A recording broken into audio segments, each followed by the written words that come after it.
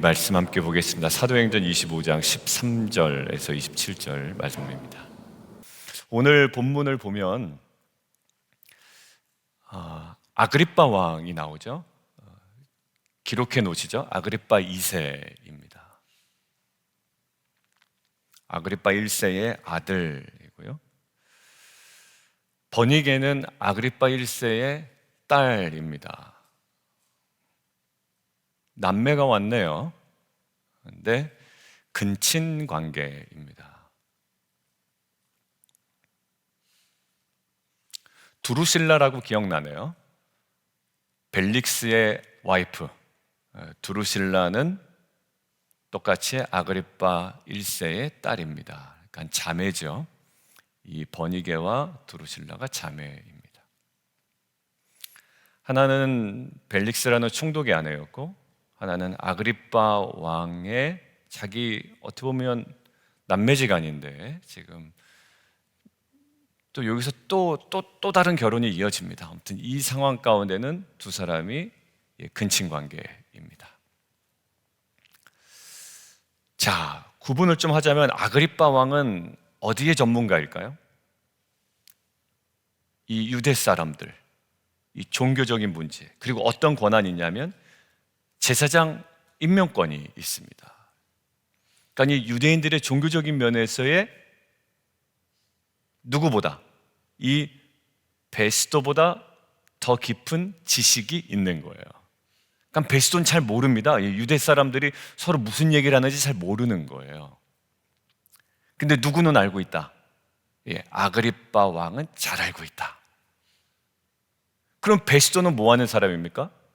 군사적으로, 때로는 어느 면에서의 정치적으로의 어떤 권한은 있지만 종교적인 면에서의 어떤 지식과 권한은 누구에게 더 있다? 아그리빠 왕에게 있다.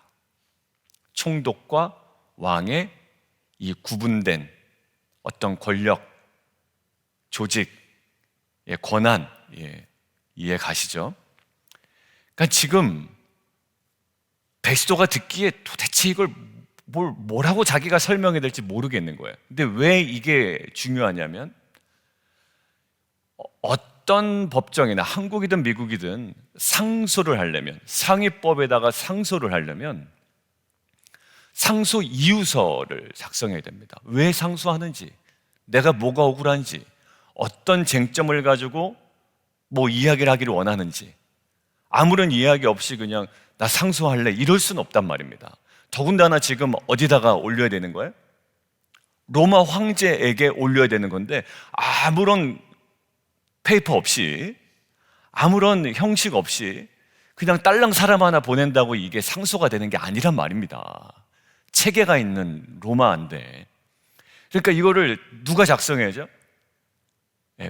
베스토가 작성을 해야 되는데 뭘 아는 게 있어야 작성을 하지. 근데 마침 그때 누가 왔다. 아그리빠 왕이 왔다. 잘 됐다. 당신 좀 얘기 가만히 들어보고 나한테 좀 도움을 줘라. 그래야 내가 어떻게? 자, 26절 같이 한번 읽어보죠. 26절 시작. 황제께 확실한 사실을 아랠 것이 없으므로 신문한 후 상소할 자료가 있을까요? 당신들 앞, 특히 아그리빠 왕 당신 앞에 그를 세웠습니다. 당신 좀 나 좀 도와주십시오 라는 거예요. 자, 그리고 27절 제가 읽을게요. 그 죄목도 밝히지 아니하고 무엇이 쟁점인지도 정확하게 기술하지 아니하고 가이사에게 그냥 떡 보내는 거, 이거는 무리한 일입니다. 될 수도 없습니다. 맞죠? 여러분들, 우리가 공문서 제대로 작성 안 해서 행정적으로 절차가 진행 안 되는 게 얼마나 많아요. 그죠? 근데 감히 황제 앞에 보내는데 아무런 이유도 없이, 문서도 없이, 제대로 된 어떤 그 쟁점도 밝히지 아니하고 상소를 한다? 말도 안 되는 거란 말이에요. 그래서 지금 베스도는 누구에게 은혜를 입고 있다? 아그리빠 왕에게 은혜를 입고 있다. 이런 상황입니다. 자, 오늘 첫 번째입니다. 이 상황 가운데 지금 우리가 주목해야 되는 것이 있어요. 이것이, 이 모든 상황이 재판이 지연되고 지금 바울은 계속 또 구금되어 있는 상황에 이 모든 것들이 위기인가 기회인가라는 거예요. 자, 저와 여러분에게 오늘 던지는 질문입니다. 내 불편함이 있고 여러 가지 어려움이 있지만 오늘 던져야 되는 질문이에요. 이게 정말 나한테 위기인가? 아니면 기회인가? 라는 거예요. 자, 저는 오늘 이것이 사도 바울에게 아주 분명한 기회였다고 생각이 됩니다. 목사님, 무엇을 근거로 얘기합니까? 사도행전 9장을 한번 보시죠. 15절입니다.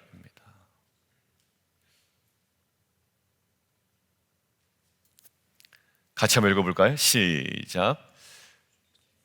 주께서 이르시되 가라, 이 사람은 내 이름을 이방인과 임금들과 이스라엘 자손들에게 전하기 위하여 택한 나의 그릇이라. 누구를 두고 얘기하는 거죠? 사도 바울 두고 얘기하는 겁니다. 누구에게? 이방인들과, 그리고 또 누구들? 임금들과, 그리고 누구예요? 이스라엘 자손 유대인들에게. 여러분들, 지금 오늘 누가 있습니까? 여기 아그리빠 왕이 있죠. 임금들이 있습니다. 누가 있나요? 버니게 총독이 있습니다. 권세자들이 있습니다. 그리고 누구를 불렀나요? 이 버니게가 중간에 보니까 천부장들을 또 부릅니다. 여러분들, 왕 있죠? 총독 있죠? 군사의 어떤 그 권위가 있는 천부장들이 있죠? 여러분들, 그 임금들 앞에 지금 바울이 섭니다. 근데 바울이 이야기하는 것은 뭐냐면 자신의 무죄를 주장하는 것이 핵심이 아니라 오늘 19절 한번 보시죠. 버니게가 이야기하는 것이 버니게에게도 강조가 된 것이고 버니게가 죄송합니다. 베스도에게 강조가 된 인식이 된 게 있어요. 사도 바울의 메시지 중에 인식이 된 게 19절이에요. 나는 무죄다, 나는 무죄다 이것을 주장한 게 아니라 이 베스도가 느끼기에도 그냥 강하게 인식된 게 이거란 말이에요. 19절 같이 한번 읽습니다. 시작. 오직 자기들의 종교와 또는 예수라는 이가 죽은 것을 살아있다고 바울이 주장하는 그 일에 관한 문제를 고발하는 것뿐이라. 지금 베스도에게 인식이 된 건, 아니 사도 바울은 자기가 무죄랍니다 라고 하는 것이 아니라 사도 바울은 무슨 얘기를 했대요? 예수가 죽었고 하나님이 살리셨다라는 일관된 이 복음의 메시지가 증거되었다라는 거예요. 이 사람 다시 이제 부를 겁니다. 내일 본문부터 아그리빠 왕 앞에 바울이 이야기할 거예요. 그리고 베스도 앞에서 또다시 얘기할 겁니다. 무슨 얘기할까요? 나는 무죄입니다 라는 것도 이야기하자면 핵심이 뭡니까? 예수의 죽음과 부활이란 말이에요. 아까 사도행전 9장 보셨죠? 이 사람은 내 이름을 이방인과 임금과 이스라엘 자손에게 전하기 위하여 택한 나의 그릇이다라는 거예요. 그렇기 때문에 사도 바울에게는 이 모든 것이 뭐가 됩니까? 철저하게 기회가 됩니다. 왜? 왕 앞에 이야기할 수 있는데 내일 보십시오. 아주 당돌하게 아그리빠 왕의 앞에서 이야기합니다. 여러분들, 위기라면 굉장히 짜증이 났을 거예요. 근데 사도 바울이 지금 굉장히 어떻게 보면 업돼 있습니다. 내일 본문에 보면 아그리빠 왕이 짜증이 날 정도로. 왜 그럴까요? 이것이 그에게는 엄청난 기회였기 때문에 그래요. 여러분들, 우리가 때로는 위기라고 느끼는 그 순간이 하나님께서 주신 놀라운 영적인 기회임을 믿습니다. 질문하는 거예요. 정말 이게 나한테 위기인가? 아니면 기회인가? 내가 나의 실수를 내가 정확하게 바라볼 수 있다면 그게 위기입니까? 아니죠. 그거 정말 기회입니다. 왜? 하나님께서 그걸 보게 하셨기 때문에. 어제 이혜주 목사님 말씀 전하실 때도 의와 절제와 장차올 심판에 대해서 메시지 보냈죠. 마음이 불편하죠? 위기입니까? 나는 왜 이렇게 좀 이렇게 산뜻한 메시지가 내 귀에 안 들릴까? 아니죠. 결국 의와 절제와 그 다음에 심판에 관해서 반응하지 못할 때 어제 핵심은 뭐였습니까? 유대인의 마음을 얻고자 하여로 귀결된 인생이었어요. 그러니까 정작 반응해야 될 의와 절제와 심판에 대해서 반응을 못하니 그들이 반응하는 지점이 두 군데 똑같이 나오죠. 유대인의 마음을 얻고자 하여. 결국 그게 그 사람들의 기준이 되었단 말입니다. 정말 위기인가? 아니요, 위기가 아니에요. 내가 좀 당황스러울 때가 있어. 내가 좀 잘할 걸. 여러 가지 이유로 내가 위기라고 느낄 때가 있습니다. 근데 곧 그 위기가 하나님께서 나로 하여금 정확하게 깨닫게 하셨다면 다시금 출발할 수 있다면, 아니 내가 주어진 사명 앞에 정확하게 설 수 있다면 그것은 우리에게 놀라운 기회가 될 줄 믿습니다. 자, 두 번째요. 근데 무조건 모든 위기 상황이 우리에게 기회가 되는 건 아니에요. 누구에게는 정말 위기가 위기로 끝날 수가 있어요. 근데 위기가 기회가 되기 위해서 사도 바울에게 어떤 모습이 있었나라고 묵상을 좀 해봤거든요.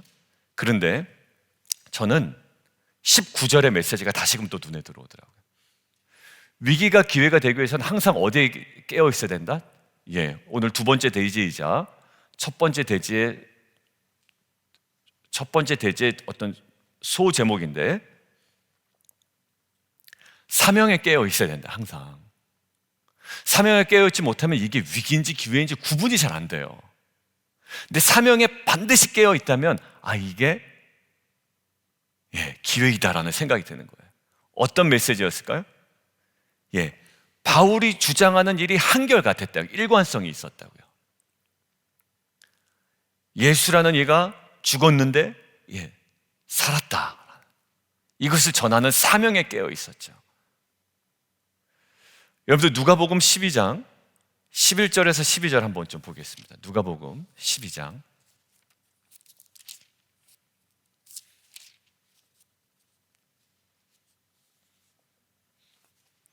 저는 이것이 위기를 기회로 여길 수 있는 예수님께서 우리에게 미리 얘기하신 말씀이라 저는 생각이 듭니다. 자, 어디에 깨어 있어야 된다고요? 늘 사명에 깨어 있는 자는 그게 위기일지라도 기회로 탁 여겨지는 부분이 있고 그것이 클릭이 제대로 됩니다. 자, 누가복음 12장 11절 12절 같이 한번 읽죠. 시작. 사람이 너희를 회당이나 위정자나 권세 있는 자 앞에 끌고 가거든. 여기까지. 이거 위기입니까 기회입니까? 위기죠. 겉으로 볼 때 위기죠. 엄청난 위기죠. 근데 가거든. 자, 그 다음이요. 시작. 어떻게 무엇으로 대답하며 무엇으로 말할까 염려하지 말라. 마땅히 할 말을 성령이 곧 그때에 너희에게 가르치시리라 하시니라. 성령이 너희에게 말할 것을 가르치신다. 왜? 그것이 너희의 사명이기 때문에 그래요. 어떤 사명? 사도행전에 계속 줄곧 우리에게 증거하는 사명, 증인의 사명이기 때문에 우린 말을 하는 사람들이거든요. 전하는 사람이거든요. 근데 그걸 누가? 성령이 생각나게 하신다라는 거. 여러분들, 우리가 이 사명에 깨닫지 못하면 말할 기회가 주어져도 우리에게는 그걸 뭐라고 여겨진다? 위기라고 여겨진다. 버벅거린다. 한마디로. 하나님께서 다 열어주셨어요. 야, 이거 복음 증거할 타이밍이다 라고 알려주셨는데도 불구하고 버벅거리고 아니면 숨고 외면하고 도망가 버린다. 오히려 기회인데도 불구하고, 위기가 아니라 명백한 기회임에도 불구하고 우리는 도망가 버린다. 막 짜증나고 싫고, 그 사람이 싫든지 상황이 싫든지 내가 준비가 안 됐던지 기회를 다 놓쳐버린다라는. 특별히 우리가 조심해야 될 건 그 사람이 싫어서. 사람이 싫어. 주일날 그렇게 우리가 얘기했잖아요. 영혼에 대한 사랑이 우선입니다. 그거 없으면요 다 마음에 안 들어요. 누가 마음에 듭니까? 솔직히 저 사람은 저래서 마음에 안 들고 이 사람은 마음에 안 들고. 그럼 우리 안에 생기는 건 다 계속 완악한 마음이 오히려 나한테 생긴다. 분명히 주일에 하나님께서 그렇게 우리에게 얘기하셨는데 완악한 마음만 생긴다. 그 사람 보면 한숨만 씻게 되고, 왜 저래서 저렇고 저래서 저렇고. 여러분들, 이 마음에 가시지 않으면 우리 안에 사역은 일어나지 않습니다.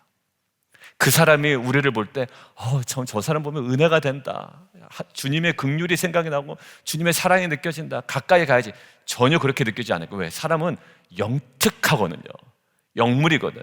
그 사람이 나에 대해서 아주 완악한 마음을 갖고 있으면 다 느껴진단 말이에요. 기회잖아요. 그런데 그것이 오히려 위기로 닥친단 말이에요. 여러분들 볼까요? 사명에 깨어있다라는 거예요. 사명에.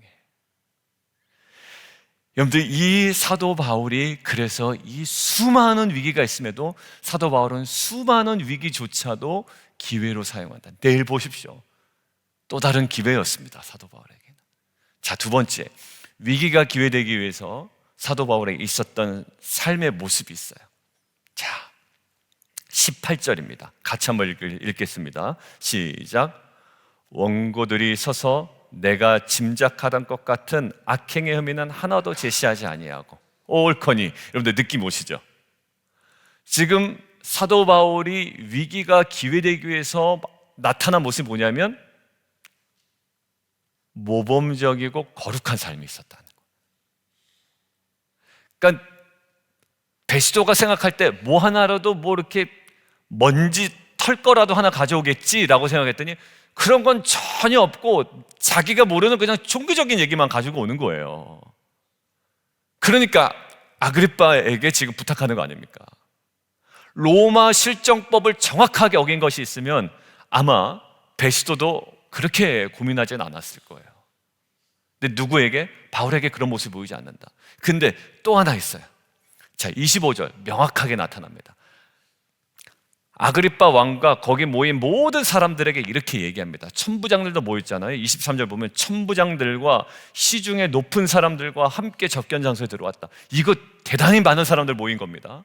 아그리빠 왕, 그 다음에 좀 약간 정말 이상한 그 버니게, 그 다음에 베스도, 23절 보면 천부장, 시중에 높은 사람들 다 왔는데 그 사람 앞에서 베스도가 얘기하는 거 보십시오. 25절 제가 읽습니다. 내가 살피건대, 지금 이 사람들 앞에서 엄한 소리 안 할 거라고요. 내가 살피건대 죽일 죄를 범한 일이 없습니다. 여러분들 이것은 사도 바울 자신이 자기를 변호한 게 아니라 누가 지금 얘기하는 거예요? 총독이 사도 바울을 얘기하는 겁니다. 야, 내가 가만히 보니까 이 사람 죽일 죄를 범한 일이 없어. 뭐 했다? 거룩한 사람이야. 여러분들 위기가 기회가 되기 위해서 무엇이 필요한가요? 우리 안에 거룩함이 필요해요. 아, 목사님 죄 안 짓고 사는 사람 어디 있습니까? 그런 소리는 이제는 그만하는 거예요. 그거는 실전적으로 우리가 껴안고 가야 되는 모습이고요. 하나님께서 분명히 말씀하셨죠. 내가 거룩하니 너희도 거룩하라 라고 하셨고, 구원받기 위해서 거룩한 것이 아니라 로마서 계속 얘기하셨죠. 구원받은 이후의 거룩의 삶에 대해서 우리에게 끊임없이 도전하시고 성령께서 우리를 도우신다라고 얘기하잖아요. 위기가 기회되기 위해서는 뭐냐면 우리 안에 계속 거룩이 축적되고 준비되어야 되는 거예요. 여러분들 제가 거룩이 준비되지 않았다면, 저와 여러분이 거룩이 준비되지 않았다면 그 말하는 것이 사람들이 어떻게 생각할까요? 하찮은 걸로 여깁니다. 저 자기 모습은 저렇게 다 망가졌으면서 무슨 뭐 거룩을 얘기하냐. 여러분들 책 잡힐 만한 이야기들 얼마나 많고 정치 바닥에 가면 얼마나 그런 얘기들에 난무하는 겁니까? 근데 정말로 예전에 정치에서의 저격수들 있죠. 누가 상대당을 저격하는 저격수들은요, 뭐가 기반이 돼야 되냐면 털어도 먼지 않는 사람들이 저격수를 합니다. 왜? 괜히 얘기했다 어떻게 돼요? 뭐 하나 툭 튀어나오면 이제 낙마하거든요. 계속 뚝뚝 떨어지거든요. 지금 바울이 스스로 얘기하는 것이 아니라 지금 베스도가 얘기할 때 내가 살피건대 죽일 죄를 범한 일이 없나이다. 여러분들 이것은 우리에게 너무나도 중요한 메시지인데요. 실제로 어디 나오냐? 베드로전서 3장 15절 16절 한 군데 찾고 저희가 말씀 마무리하겠습니다. 베드로전서 3장 15절 16절입니다. 예, 결국 우리에게 무엇인가를 묻는 자들이 있다는 거예요. 너희 속에 있는 소망에 관한 이유를 묻는 자들이 나타날 텐데, 이것이 아까 얘기한 대로 권세자들이나 아니면 임금들이나 대적하는 자냐 누가 될지 몰라요. 이것이 위기 상황으로 느껴질 수도 있습니다. 그런데 여기 볼까요? 대답할 것을 항상 예비하되, 거기 뭐라고요? 온유와 두려움으로 하고 선한 양심을 가지라는 거예요. 선한 양심. 그런데 이것은 거룩과 전혀 무관한 것이 아니지 않습니까? 막 삶이 완전 무너지고 바닥나고 이런 상태에서 우리의 그 메시지만 살아있다고 되는 문제가 아니라 지금은 온유와 두려움과 선한 양심이에요. 대답할 것을 항상 예비하되 메시지의 내용에 대해서 나오질 않아요. 근데 줄곧 베드로가 지금 얘기하는 것은 뭡니까? 온유, 두려움, 선한 양심. 어찌 보면 삶으로 준비되는 모습이었다고요. 그래서 뭐예요? 그 비방하는 일에 그들이 부끄러움을 당하게 하려 합니다. 뭐 어떤 메시지인가요? 우리의 거룩에 관한 부분이에요. 15절 나오죠. 너희 마음에 그리스도를 주로 삼아 거룩하게 하고. 오늘 말씀 맺겠습니다. 위기가 기회인지 정말로 위기인지 우리가 사명에 깨어있지 못하면 이게 정말 먹어야 될 건지 뭐 어떻게 될 건지 전혀 구분이 안 되는 거예요. 근데 사명에 깨어있는 사도 바울에게는 이것이 철저하게 기회였습니다. 왜? 이방인들과 임금들과 이스라엘 민족 앞에 전해야 될 택한 나의 그리스다. 아그리빠 왕 앞에, 베스도 앞에, 그리고 그 전에 벨릭스 앞에. 이거는 사도 바울에게 뭐였습니까? 계속 기회였던 거예요.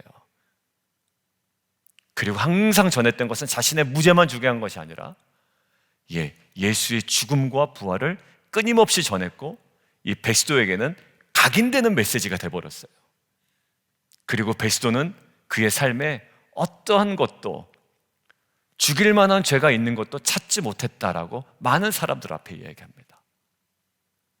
사명에 깨어있는 자, 그리고 거룩으로 준비된 자에게 그 어떠한 위기 상황도 하나님께서 사용하시는 영적인 기회가 될 줄 믿습니다. 그 소망을 가지고 오늘도 우리가 거룩으로, 그리고 사명 앞으로 나아가는, 그리고 주일의 메시지처럼 늘 영혼에 대해서, 여러분들 그 모습이 우리 모습이었어요. 그러니까 이제 그 영혼에 대해서 끊임없는 눈물로 나아가는 저 여러분 되기를 주님의 이름으로 축원드립니다. 함께 기도하겠습니다. 우리 함께 좀 기도하기를 원하는데, 너희 마음에 그리스도를 주로 삶아 거룩하게 하라. 너희 속에 있는 소망에 관한 이유를 묻는 자에게 대답할 것을 항상 예비해라. 그러니까 이런 어떤 사명에 깨어있는 자에게 위기는 기회가 됩니다. 그리고 거룩으로 계속 축적된 삶을 살아가고 있는 자에게 그것은 또한 버리지 못할 기회가 됩니다. 하나님 정말 그러한 공동체가 되게 하시고, 이제 하나님께서 우리에게 허락하신 그 상황이 철저하게 영적인 우리에게 기회가 됨을 알게 하시고 또 전하게 하시고, 이것을 통해서 이루시는 하나님의 놀라운 구원의 역사를 경험하는 귀한 공동체 되게 도와주십시오. 우리 함께 기도하며 함께 나아가도록 하겠습니다. 기도하겠습니다.